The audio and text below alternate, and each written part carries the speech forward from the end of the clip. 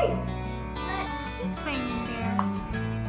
Both hands okay. This is the Fertile Crescent on Earth. How many different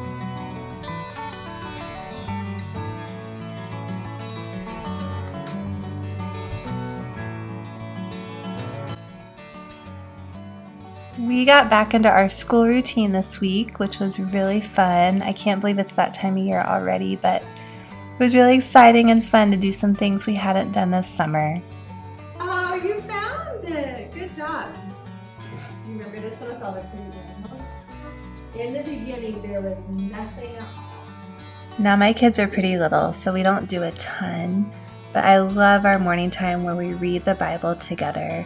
I am reading from the Complete Illustrated Children's Bible, and I love reading from this Bible to my kids because it's just beautiful. It's less cartoony. And he just said, let there be light. And there was light. But how Can we do that? Can you do that? I can't. Can you do that? Only God can do That's that. not very nice. This is, we're very thankful God made light. Otherwise, we wouldn't be able to see anything. So I pick stories from this Bible that correspond with the Foundations of the Bible study from Driven by Grace that goes along with the Classical Conversations Bible memory work. It's a great way to dive a little bit deeper into what the Bible is talking about with my kids. And this year so far, my kids have been able to pay a little bit more attention to what I read from it than past years. The heavens declare the glory of God, and the sky proclaims his handiwork. So when we look at the sky, we can remember that God made that. There's also activities for kids that go along with what we're talking about in the Bible too, which is really awesome. What did God create on days 1, 2, and 3? As you can see, I've hung these beautiful illustrated cards that Kimberly Veely made to go along with the memory work for each week on my wall. And so I'm pointing out to my kids the Bible memory work passage about what God created in the first 3 days. By now, my baby has kind of had it, so I give him some toys while I keep doing some things with my other girls. One thing I have figured out this year is I am rotating toys. So I put a bunch of toys in just different bins this summer. I put them up in my closet, and each morning I bring a different bin out and put it in the living room, and it keeps my baby really entertained for a while because he hasn't seen these toys in, at least a week or so, so it's brand new to him. It works so well. I wish I had done that sooner. And okay. Now we are going to talk about our family way of the week. I love Sally and Clay Clarkson's 24 Family Ways. If you aren't familiar with these, you should definitely check them out. They are biblically based values that are just written really simply so children can easily memorize. So this week's is we love and obey our Lord Jesus Christ with wholehearted devotion. And I pick Bible verses that go along with each family way that we can memorize. Love your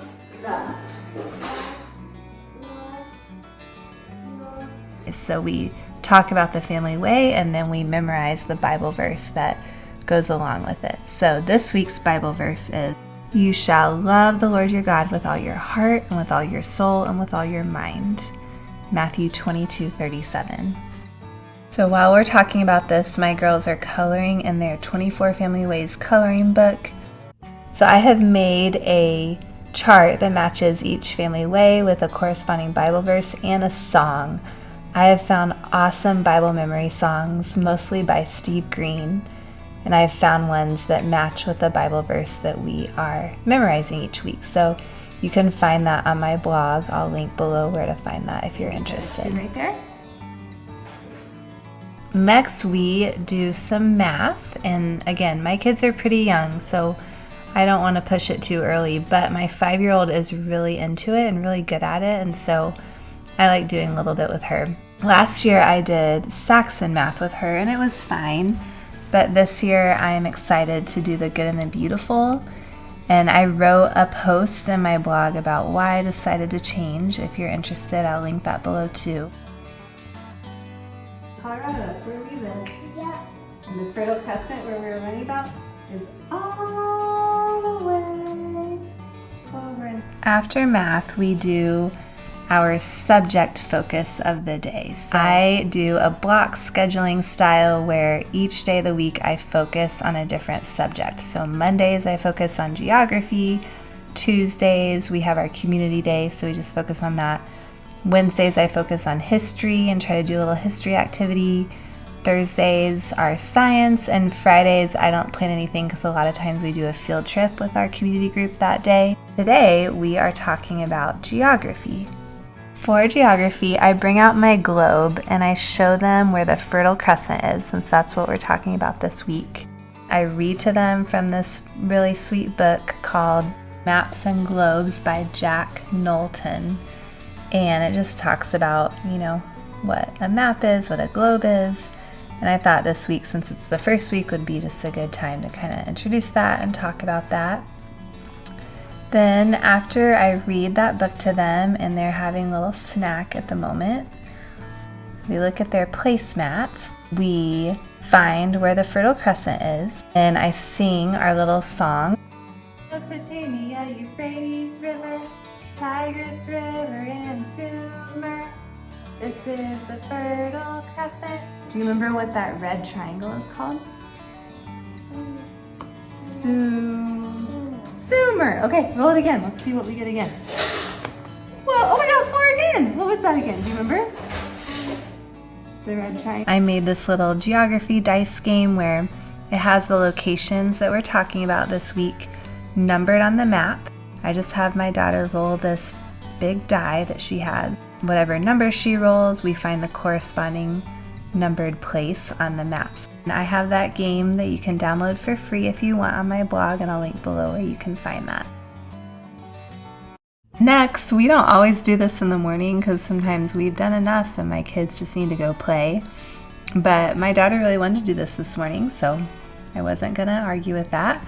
This is her handwriting book. I got one for both my girls. These are handwriting without tears, and I really like the style of them. So I got the first level for my 3-year-old, and she's just gonna start coloring it a little bit this morning.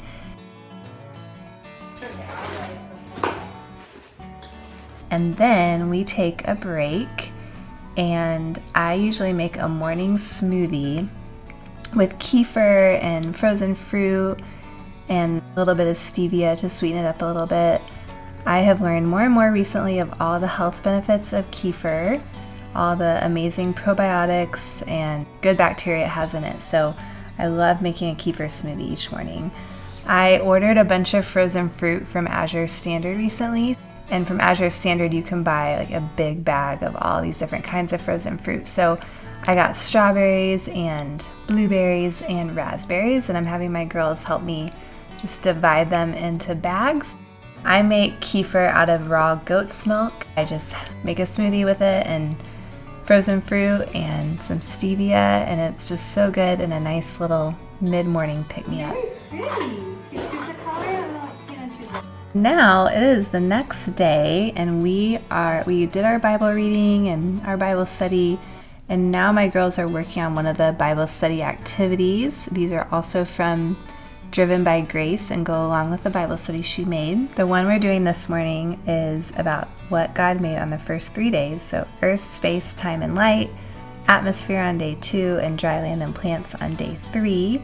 Spoke the words so water would flow down to the. As my girls are working on this, I read to them from this book called And There Was Evening and There Was Morning.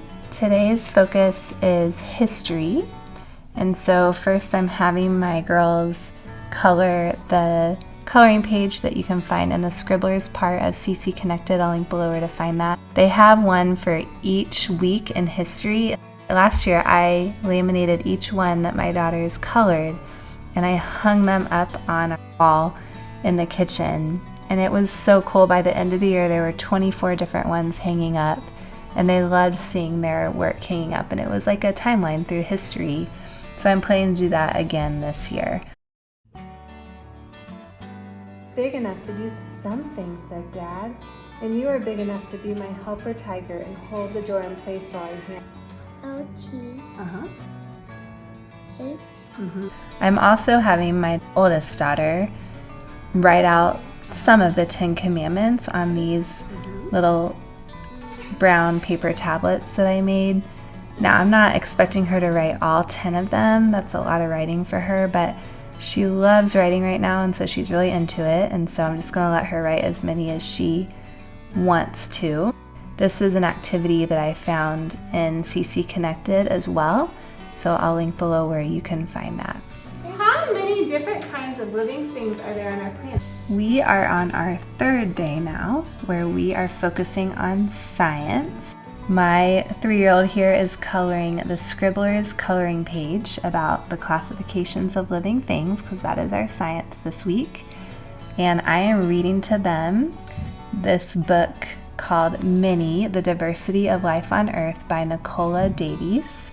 It's a really sweet, beautifully illustrated book that talks about the different classifications of living things.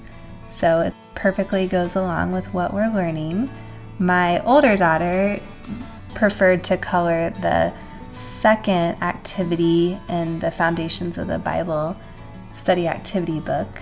So I let her work on that while I read. I plan out before we start the week what picture books I'm going to intentionally read to my girls. If it was up to them, we would just read Daniel Tiger all day right now, which is fine, it's reading. But I do want to read them some books that go along with what we're learning about in the memory work. So I just usually choose a few that we can get from our library and just make it a goal to read 1 or 2 a day.